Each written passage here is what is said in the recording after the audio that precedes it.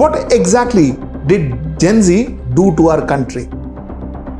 For me, in my point of view, Gen Z clearly taught us the difference between being a citizen and being a voter.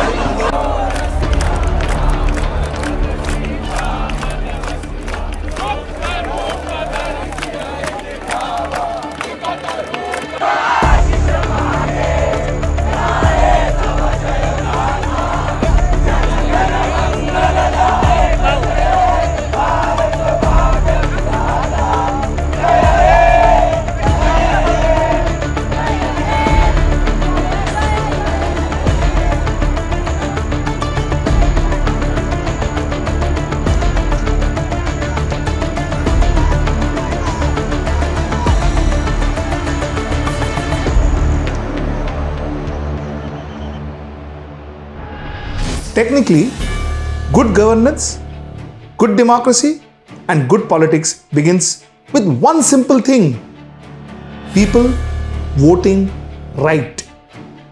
When citizens vote for good leadership, we get better governments.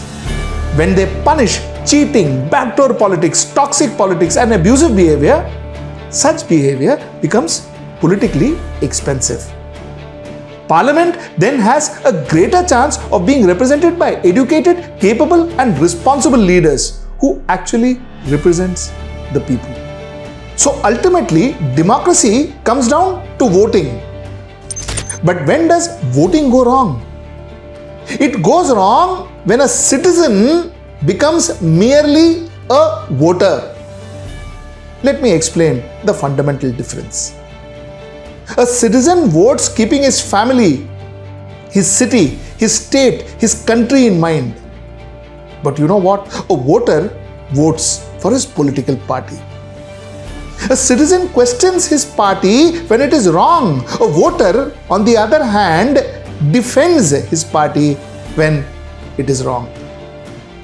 A citizen asks, what is good for my family, my country? A voter asks, what is good for my party?